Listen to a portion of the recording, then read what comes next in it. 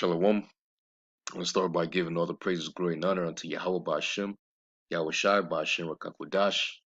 Double honors to my teachers, the elder apostles of the great millstone who well. Peace and salutations to the hopeful elect tabernacle of David, scattered throughout the four corners of the earth.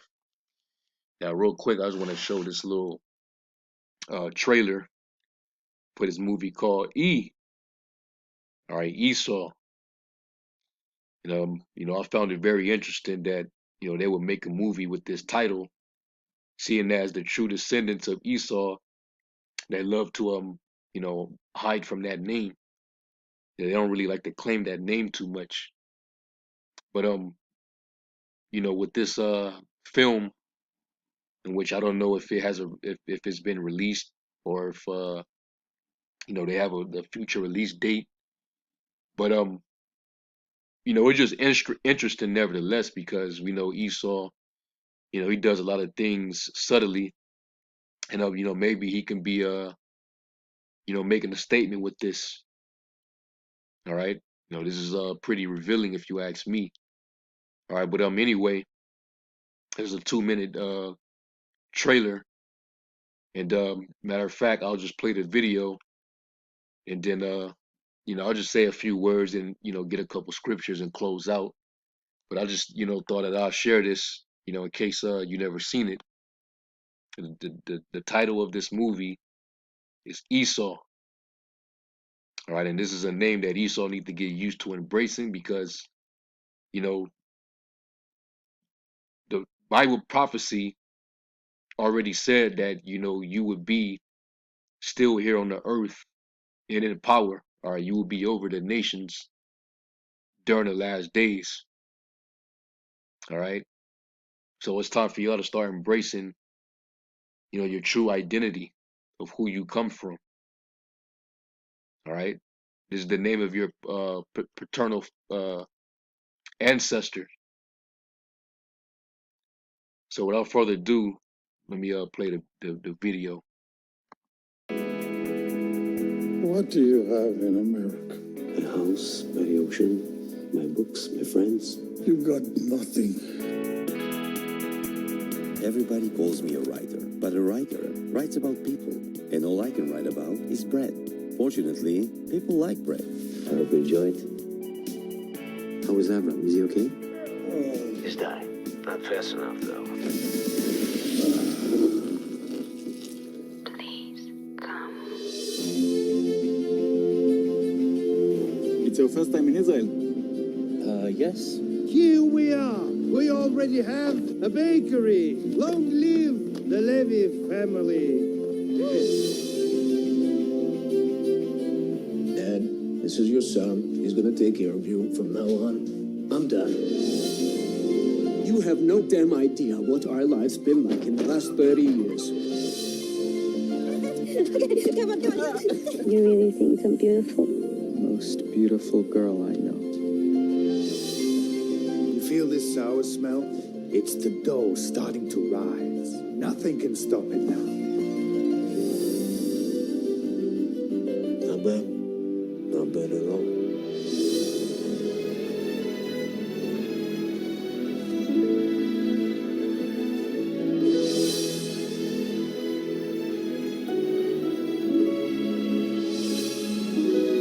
Everything in the world is a result of a broken chain of cause and effect. You don't know what love is.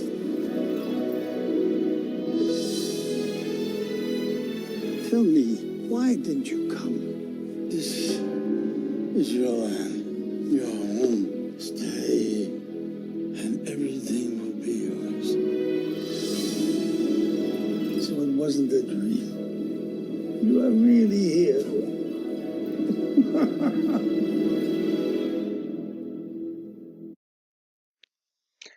Very interesting, right?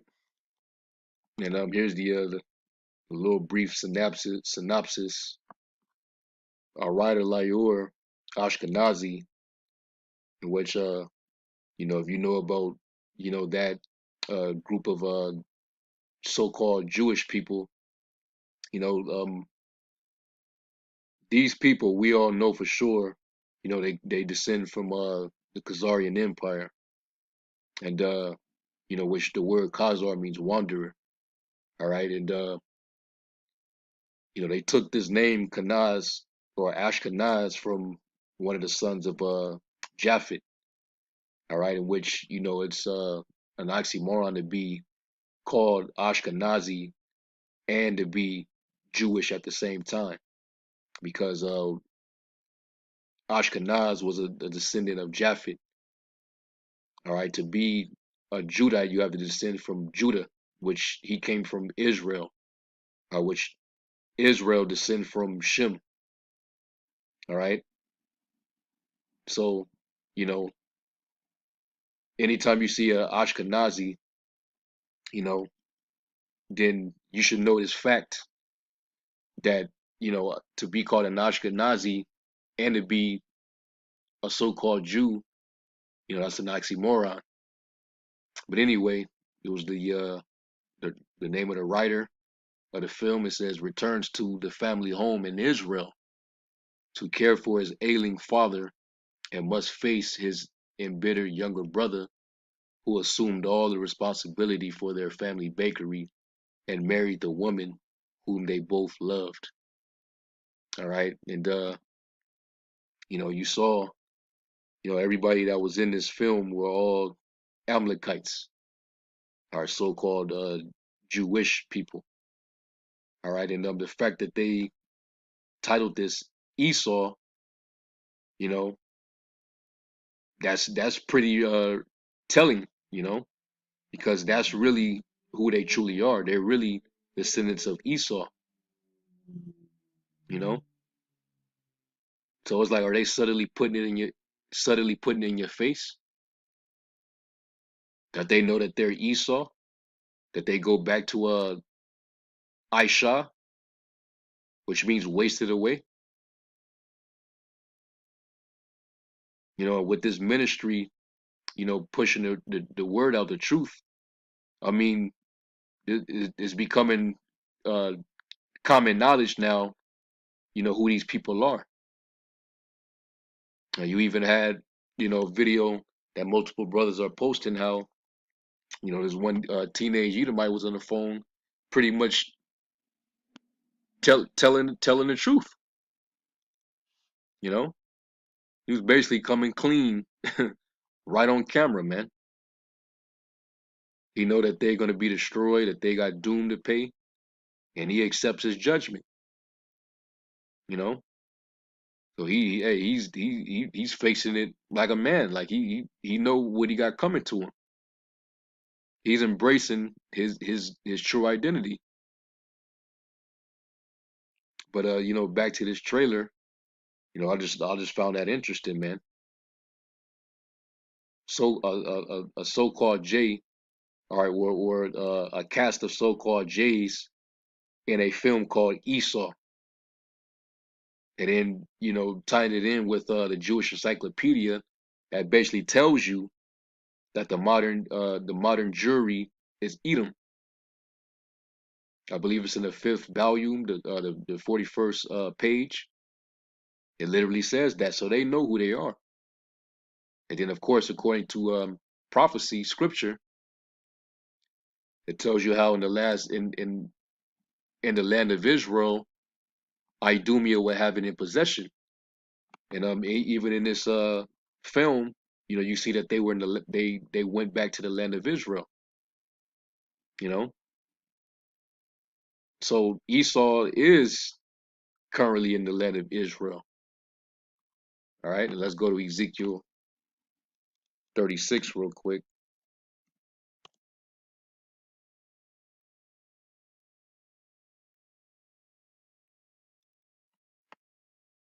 This is Ezekiel 36. I'll read. I'll start at the top. It says, "Also, thou son of man, prophesy to the mountains of Israel, and say, You mountains of Israel, hear the word of the Lord." He's talking about the land. "Thus saith the Lord power, because the enemy have said against you, Aha, even the ancient high places are ours in possession."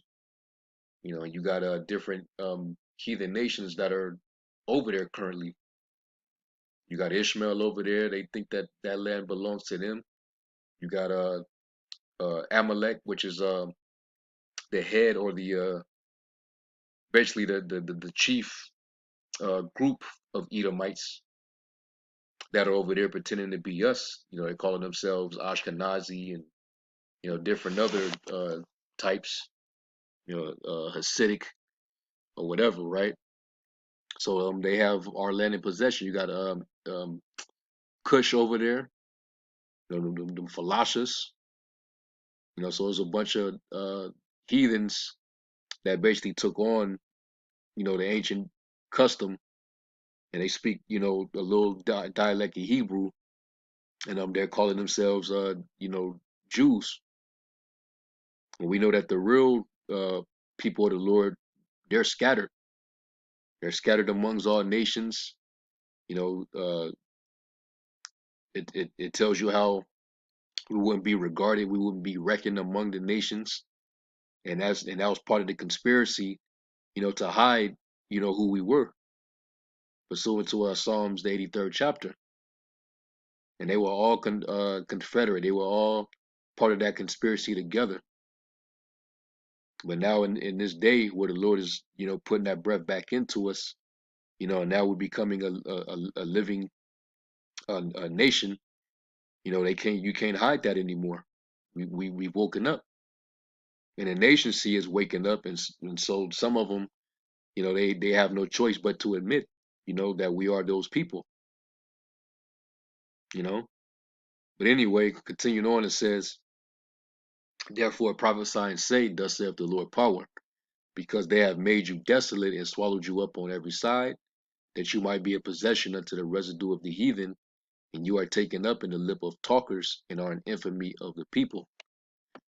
Yeah, we're a reproach. Like the curse say, we will be as a astonishment, a proverb, and a byword amongst all the people. You know. Anyway, it says, verse 4, it says, "Therefore, you mountains of Israel, hear the word of the Lord power. Thus saith the Lord power to the mountains, and to the hills, to the rivers, to the valleys, and to the desolate waste, and to the cities that are forsaken, which became a prey and a derision to the residue of the heathen that are round about.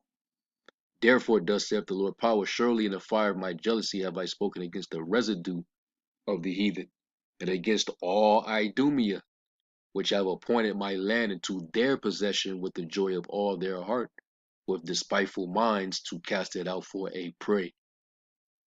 All right, and to this very day, the land is trodden down of the Gentiles, in which, Amalek, which makes up Idumea in the land, they're the ones that are there currently, and they're the ones that, pretty much uh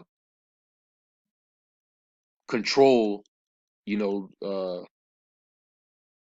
world,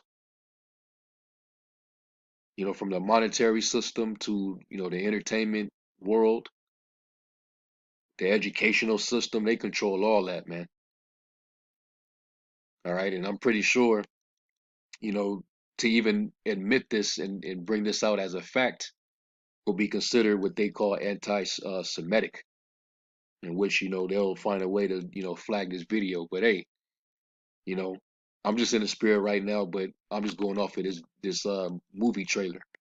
The fact that, you got these Amalekites, all right, these Idumeans, but they call themselves Jewish today in a movie called Esau, and they happen to be in the Holy Land. Because you're right, Esau is in the Holy Land. That's who these people are. They're descendants of Esau. You know, so that's why I'm wondering. Did they make this to make a subtle statement that they know that they're these people? I don't know, but it's interesting nevertheless. All right, but anyway, so basically, according to prophecy, Idumea would have the land in their possession. Now, Idumea is Greek. All right, we know the original word there would be Adawam, which is Edom. Idumea is just an anachronism, for Edom, because that's what the Greeks and the Romans, that's what they called the Edomite converts. They called them Idumeans. Okay, so that's why that word is actually used. But it's still, because them same people, they have that history. Going back to when you had during the time of the Hasmonean dynasty, when you had John Hyrcanus, who basically forcibly converted them, you know, and from that point on, they took on our identity, and that's where what stemmed from that was the Herodian dynasty, Herod and their descendants, man. All right, and you got a lot of pseudo scholar Christians that'll still claim to this day that Esau or Edom is done away with. But as far as we can see, according to prophecy, they're still here. Okay. And matter of fact, they're telling you right here, subtly, which I believe that could be the case. A bunch of Idumeans in a film called Esau. Come on, man. But anyway, I mean, the clues is already there, man. All you got to do is just understand prophecy. All right, it tells you how Amalek would be the first of the nations, which when it means to be first, it means to be the head. It means to be chief over everyone. So they're the highest ruling class Edomites on the earth. That's why, everywhere you go, they're at the top, running shit and owning shit, man. Always lending to you, you see? And then, of course, according to Second Esdras, the sixth chapter, it tells you who's the end of this age. Who will be ruling at the end of this time period. Second Esdras 6 and verse 7, it says, Then answered I and said, What shall be the parting asunder of the times? Or when shall be the end of the first and the beginning of it that followeth? And he saith unto me, From Abraham unto Isaac, when Jacob and Esau were born of him, Jacob's hand held first the heel of Esau. Which that was that literally happened in the womb, but it was a, a figuration of basically how Esau is going to be at the top, but Jacob is going to pull Esau down. Esau is going to be brought down from his position so that Jacob can assume his rightful position, because Jacob is supposed to be at the top. He's supposed to be in rulership,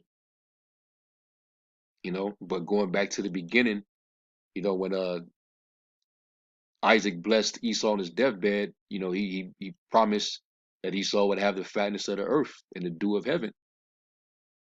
So basically he would get dominion at one point. And Esau, he's had dominion on the earth longer than any other nation. So yeah, it's just about time for him to bring his ass down, because the earth is terminally injured from his rulership. The state of the people, man, everybody's in mourning, everybody's in uproar. The earth finally needs a rest, man, because this devil, he's done way too much. So he has to be brought down. So it says, for Esau is the end of the world, all right, the end of the Ion, and Jacob is the beginning of it that followeth. All right. So Esau will be at the top, all right, when the end comes. Now, a lot of these Christians and these pseudo scholars, they never like to deal with this. That's not divinely inspired. Oh, why? Because it's telling you directly who you are. All right. That's you. And we at the end of your world as we speak. All right. And let me go from there to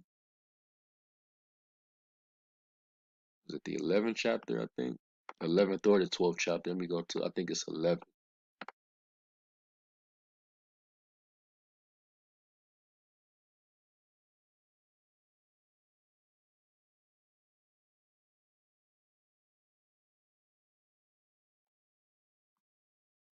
All right, I think it's yeah.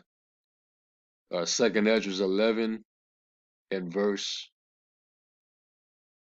36, and it says, Then I heard a voice which saith unto me, Look before thee, and consider the thing that thou seest. And I beheld, and lo, as it were a roaring lion chased out of the wood, and I saw that he sent out a man's voice unto the eagle. And you know, because it tells you in Obadiah that he would exalt himself as the eagle, and that's the fourth beast that Daniel saw. Okay, and that is his symbol. You know, the post office symbol, the back of your quarter, the back of the dollar. Okay, he exalt himself as the eagle, and saith, Hear thou, I will talk with thee, and the highest shall say unto thee, Art not thou it that remainest of the four beasts, whom I made to reign in my world, that the end of their times might come through them? So the end of the times is going to come through the eagle, okay, or the dragon, okay, or the beast having 7 heads and 10 horns. It's all the same. It's all interchangeable. Okay, the devil, the dragon, Satan, or that old serpent. It's all the same entity. Esau, him in power. And it says, and the fourth came and overcame all the beasts that were past. And you had the Babylonians, you had the Medo-Persians, you had the Greeks and the Romans, which was all E. Okay, and of course, that deadly wound was killed, and that same beast resurfaced in the form of NATO and the EU today, and then of course America stemmed out of that, and now it rise the beast, and that's the beast in its latest form. All right, just tearing up the earth, turning the whole world into a dystopia, man. All right, and that's why the Lord's going to come back with the with a dome shot, man. All right. It says, and had power over the world with great fearfulness, and over the whole compass of the earth with much wicked oppression. And hey, right now we're dealing with that. All right, this whole crown 19 situation is just nothing. It's just means for wicked oppression, for them to control you, to psychologically manipulate you, keep you in fear. You know, and that's what was going on. That it took your wealth. They got you starving. Well, they just basically pocketed all the money that they took from you. Gonna starve you out. And this is what we dealing with, man. The prophecy it speaks. It says, in so long time doth he upon the earth with deceit, because that's all he does is lie. Or the wicked are estranged from the womb as soon as they be born, speaking lies, man. Their right hand is the right hand of falsehood. That's all they did. Even when they came back into power, during the Renaissance period, it tells you in Revelation 20 how they would